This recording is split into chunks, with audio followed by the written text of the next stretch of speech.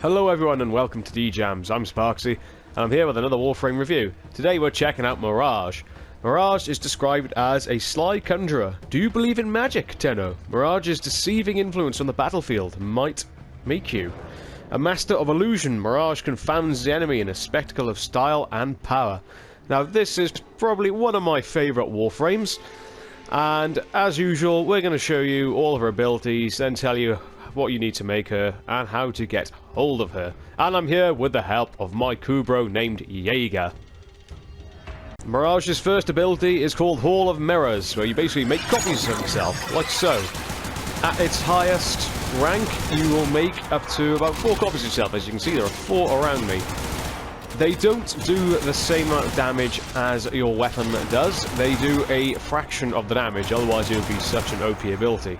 But it's still, you know, an unbelievable ability, especially if you equip launchers, because you're going to get more projectiles for your buck. And yeah, the Cult, I think a good example would be the Cull Star, which is that torpedo launcher. It's a pistol, and yeah, you do get a lot of bang for your buck. So yeah, it's a pretty solid ability.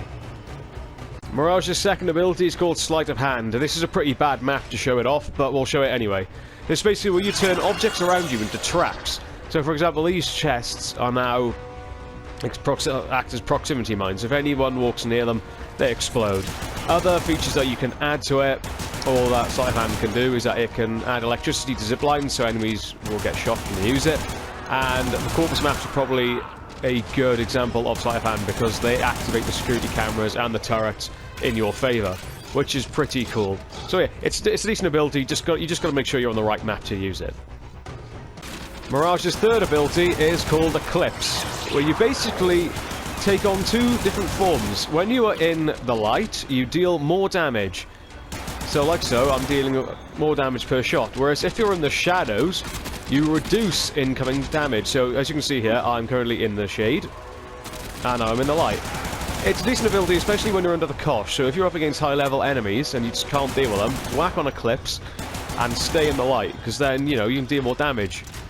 Whereas if you're also again under the cosh and you just can't get your way out of it, activate it and hide in the shadows. It'll reduce the amount of damage that you take.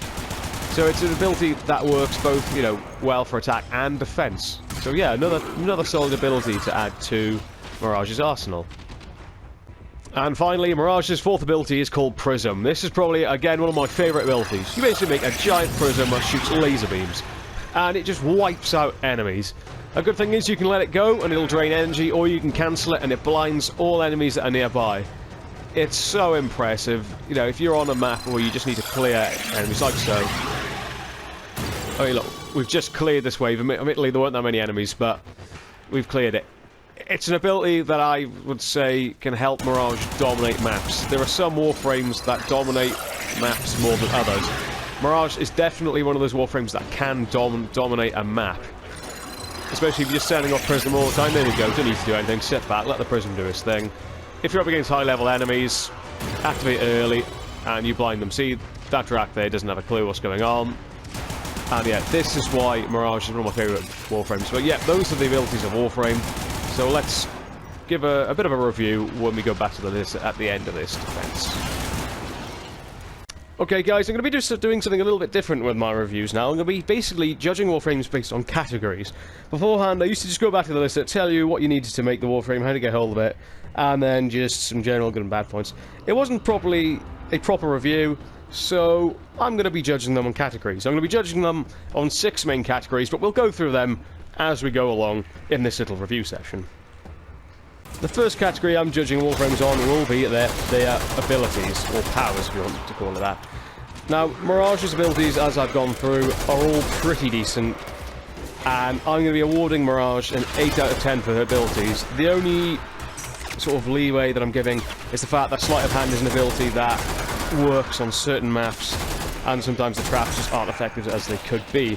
Other than that, the rest of the abilities are fine. It's just Prism, which is just a room-clearing ability.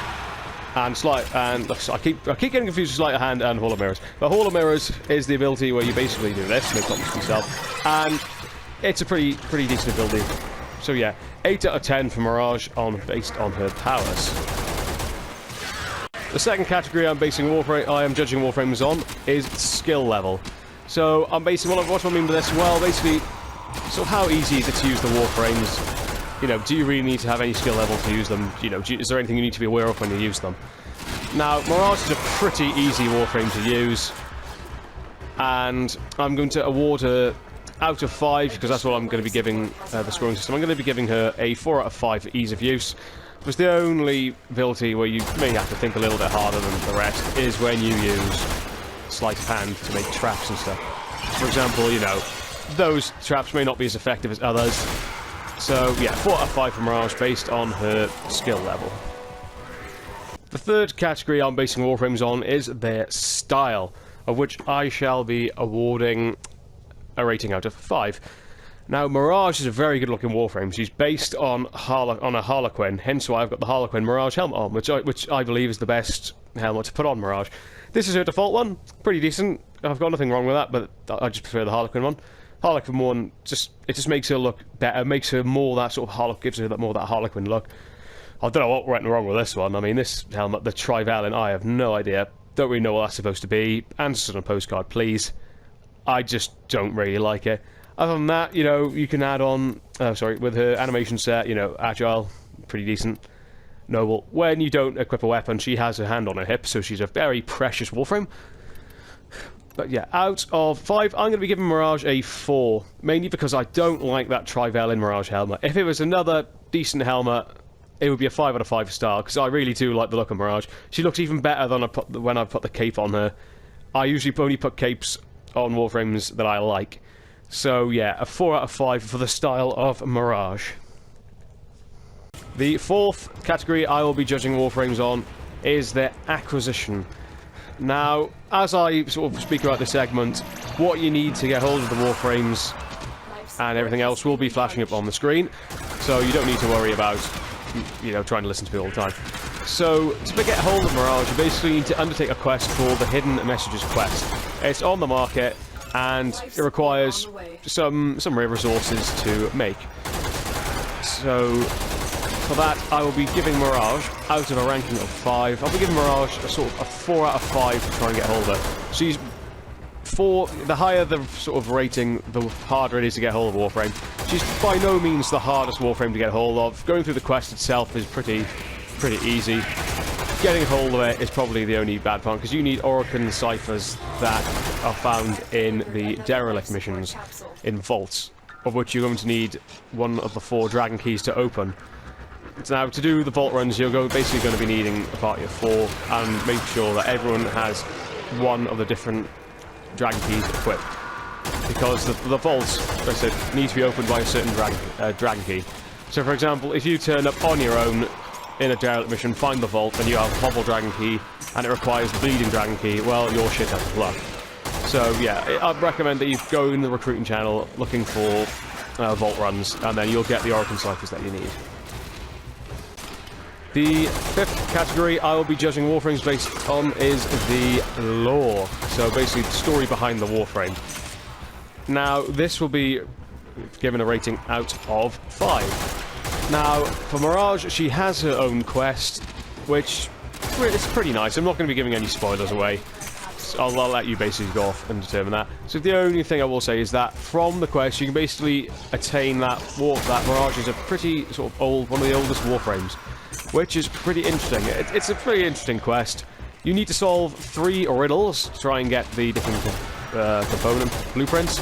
So yeah, I'm going to be giving Mirage's lore a 5 out of 5 because she has her own quest and it's pretty nicely summed up.